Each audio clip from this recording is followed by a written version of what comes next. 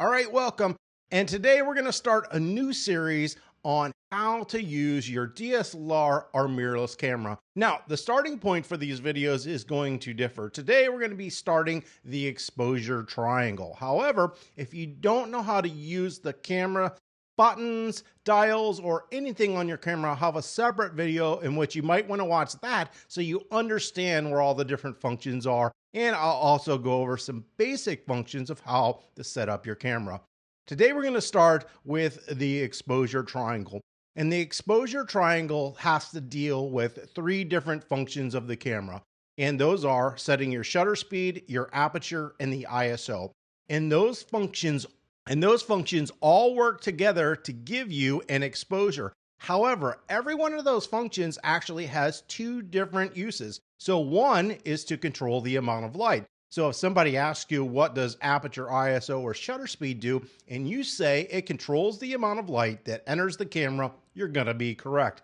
However, what they do as the secondary function, are really the most important function, controls the way the image looks after you take the photo. So it's actually more important. And this is the trick. A lot of people are used to photographing on phones where they just press a button and it works. On a DSLR or mirrorless camera, whether you use a manual, a semi-automatic, or an automatic mode, if you don't understand what the camera is doing, you're not going to have good results. I teach photography in college, and we always start our students shooting in manual. And the reason for this is forces them to learn how to use the exposure triangle and struggle with it. Because the reason we want them to struggle with it is so that they learn it. Because if you don't struggle with it and you don't learn it, you're never going to understand how the camera works. So if you've ever watched a video, you might realize that a lot of photographers actually, even though they're professional, still shoot in manual. And the reason isn't to be cool or do anything. It's because they want control over their image. We want to control the motion, the depth of field, and the image quality inside the photo. As well as, even though cameras are very sophisticated and have meters, they tend to not be very accurate. And the reason for that is because a camera meters at 18% gray. However, if you are in a scene where everything is black, it's going to overexpose your image. If you're in a scene where everything is white, it's going to underexpose your image. So you need to be able to compensate quickly, all right? And automatic doesn't understand that process. So today we're going to take a look at ISO, or otherwise known as ISO. So for younger people, they tend to say ISO.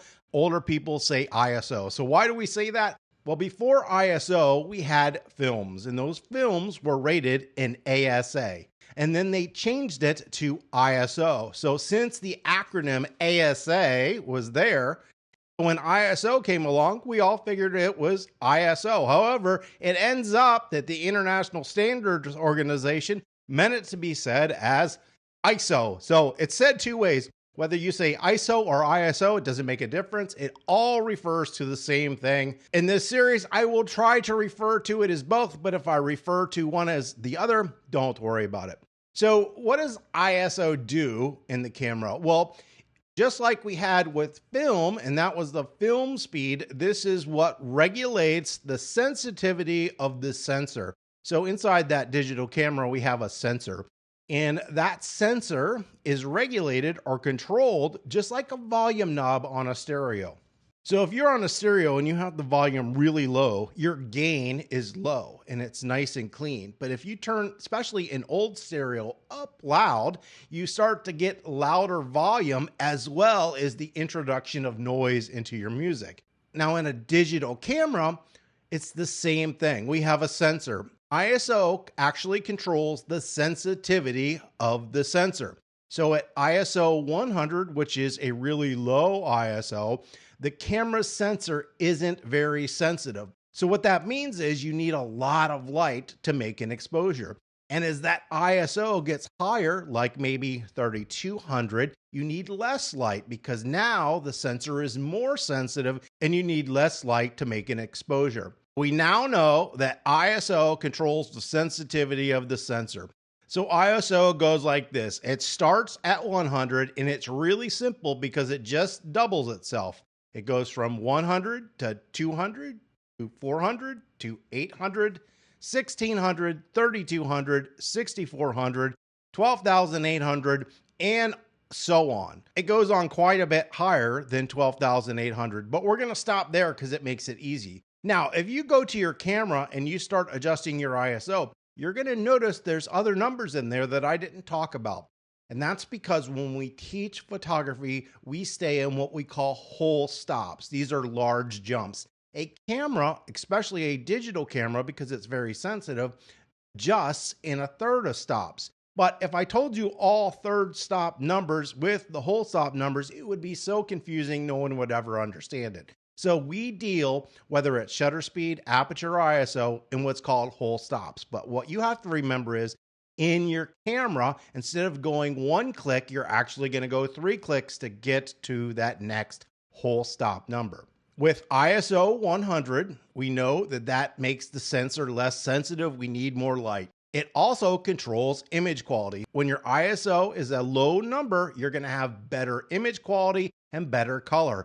And as you raise that ISO, you start to introduce noise, which we used to call grain, now we call noise, all right? We also kind of lose color fidelity and tonal range as we move up the scale of ISO. Now, cameras are really good today, and you might not see the introduction of noise until 6400 or higher. Even shooting at 3200 or 1600, you're gonna see a difference in your image quality when you compare 2 images shot, one at 100 and one at 1600.